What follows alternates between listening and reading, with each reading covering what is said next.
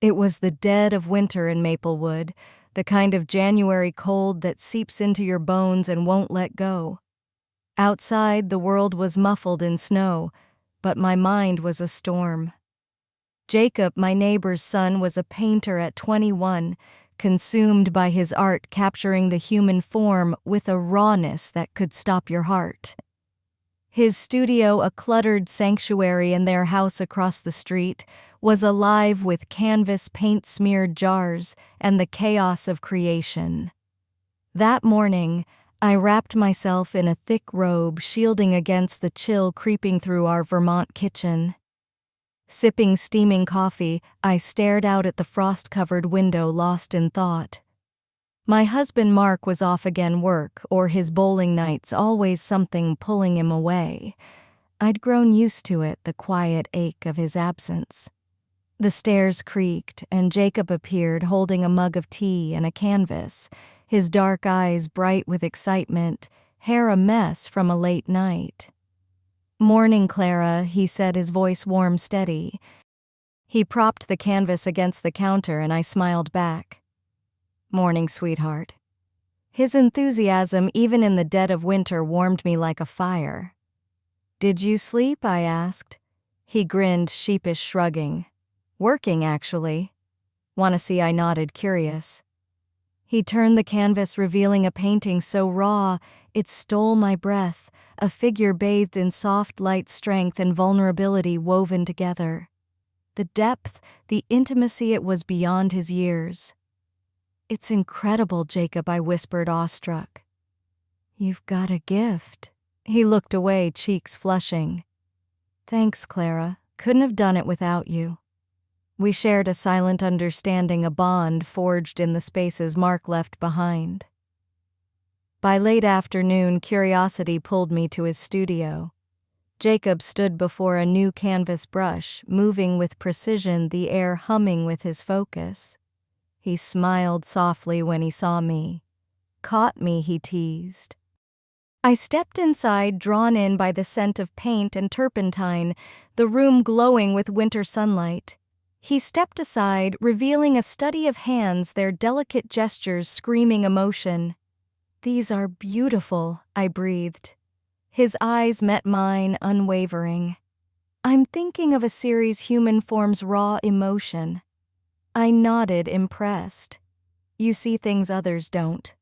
For a moment, something unspoken passed between us, his face softening, a connection deeper than neighborly kindness. The winter days blurred, warmed by our shared moments, but I couldn't ignore the boundaries we'd set, or how they blurred where admiration met something more. Jacob wasn't just the kid next door anymore. He was a man filling the voids Mark left behind. That night, the house was silent. Mark off with his buddies, leaving me and Jacob alone in the quiet. He'd been attentive all day, his greetings laced with care. In the kitchen, stirring dinner, I caught his voice. "You know what I love about you, Clara?" I turned, curious. He leaned against the doorway, smiling. "You make any place feel like home. That's rare."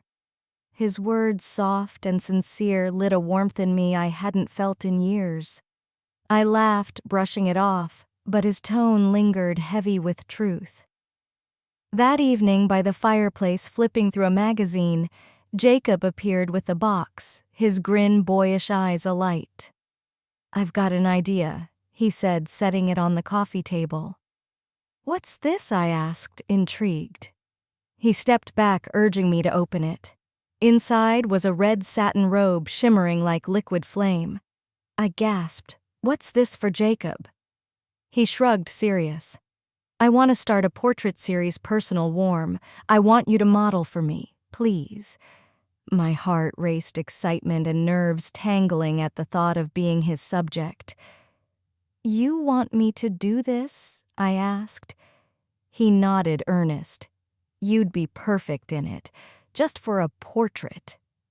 I hesitated, then agreed, drawn by his passion.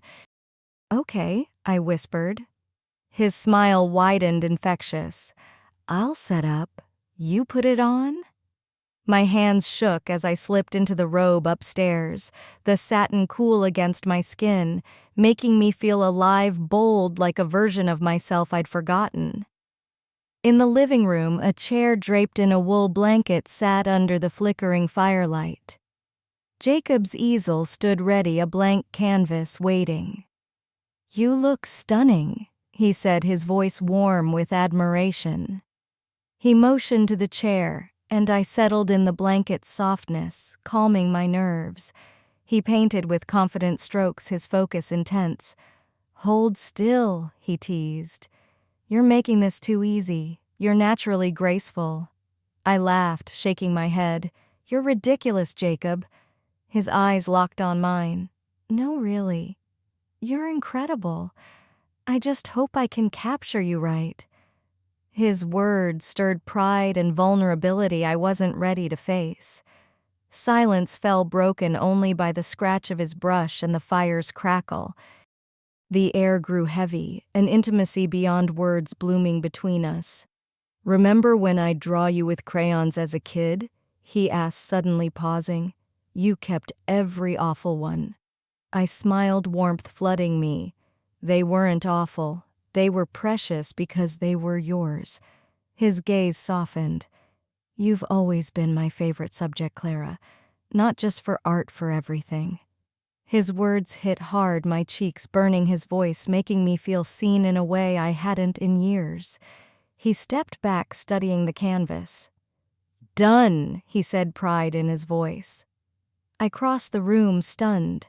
The portrait showed me in the satin robe firelight, casting a warm glow, but it was more, it captured a depth I didn't know I had.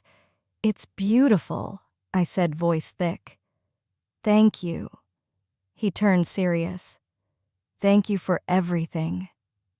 That night in bed, his gaze haunted me, our bond shifting into something deeper, unsettling, yet comforting. Morning light filtered through the curtains, coffee's aroma pulling me awake. Jacob stood by my bed, grinning, holding a mug and a single daisy. "Thought you deserved a little spoiling," he teased, his voice tender. I smiled, half awake. "You're spoiling me." He set the coffee down, handing me the flower sitting on the bed's edge. His eyes lingered, making my heart skip. "You inspire me, Clara. I've never felt this connected to my work or anyone." His honesty shattered my calm, leaving me speechless. He took my hand, kissing it lightly. "There's more to come," he said, playful again. "I've got a surprise tonight, but you gotta stay out of the studio. If Mark asks, he wouldn't get it." My pulse surged, excitement and dread mixing. "What kind?" I asked, voice softer than intended. He grinned, mischievous. "You'll see. I've got stuff to grab, but you'll love it. Promise." He left, leaving me with coffee, a daisy, and a storm of emotions I wasn't ready to face. All day, his words, his touch, his gaze replayed in my mind. I felt like a teenager, giddy yet torn, knowing this was no ordinary bond. Jacob wasn't just the neighbor's kid, he was a man seeing me as a woman, not just a wife or friend. By evening, my nerves thrummed. I cooked dinner, poured 2 glasses of wine, trying to stay busy. Pushing open the studio door, I found Jacob amid paint and canvas, more confident, almost magnetic. A small red box gleamed in his hand. "I've been waiting," he said, voice low, inviting. "Come in." He gestured to a chair, soft music playing, paint's scent lingering. I closed the door, heart pounding. He handed me the box, eyes bright with anticipation. Inside was sleek black lingerie, cat ears, a playful tail. I looked up, cheeks burning. "What's this?" He spoke simply, earnest. "You're my muse. I want to paint you bold, fearless, unapologetic." I hesitated, feeling the weight, but his unwavering admiration pulled me in. I nodded, taking the box behind a screen to change the fabric clinging to my skin, making me feel both vulnerable and powerful. Stepping out, Jacob's eyes widened, a slow smile spreading. "Perfect," he whispered, guiding me to the chair. He moved with purpose, adjusting music lighting, sketching with focus. The room was silent save for charcoal's scratch and his murmurs of approval. He studied every curve, every shadow like I was the most captivating thing he'd ever seen. His compliments grew bolder, his teasing softer, more intimate. I knew we were crossing lines, but the emotions swelling inside me wouldn't let me stop. When he set his tools down, the air shifted. He stepped closer, eyes locked on mine. "Thank you for trusting me, for letting me see you," he whispered. I was overwhelmed, wordless, reaching for his hand, holding tight. The moment's intensity was undeniable, delicate yet powerful. That night in bed, I knew something had changed, profound, indescribable. His text lit up my phone, "Can't sleep, come to me." My heart raced as I weighed my choices, but my feet carried me to his studio. The house was silent, save for the floorboards creak. Jacob sat on a couch, hands clasped, nervous but hopeful. "Clara," he whispered, "do you feel it too? I need to know." I couldn't breathe, his honesty stripping me bare. I couldn't lie. "Yes," I said, voice trembling. "Yes." His face lit with relief, and he stood closing the distance. "You're more than just my neighbor," he murmured. "You're everything." His arms wrapped around me, the embrace erasing the world, leaving only us. I closed my eyes, dizzy with the moment's intensity. He pulled back, hands on my shoulders, voice playful. "Let's do something special, just us while Mark's out." What I asked, curious. His eyes sparkled. Paint therapy. Colors touch emotion, no rules. I was stunned, but couldn't resist his earnestness. "Show me," I said, smiling. He set up a canvas, pouring vibrant red, blue, and yellow paint swirls, blending chaotically. He took my hand, leading me to the canvas, and we dipped our fingers, painting playfully, at first laughing, smearing color on skin. The mood deepened, his hands, tracing intricate patterns on my arms, his gaze intense. "You're beautiful, every bit of you," he whispered. I leaned into him, letting the moment unfold, painting a golden streak along his collarbone, the candlelight flickering, music soft. The boundaries between us dissolved. By the end, we lay side by side on the canvas, bodies swirled in vibrant color, alive with connection. He turned to me, voice soft. "Thank you for being here, for trusting me." I smiled, joy flooding me. Nowhere else I'd rather be. That night in bed, I knew Jacob was no ordinary man. He was vibrant, passionate, filling my world in ways I couldn't deny despite the forbidden path we'd taken.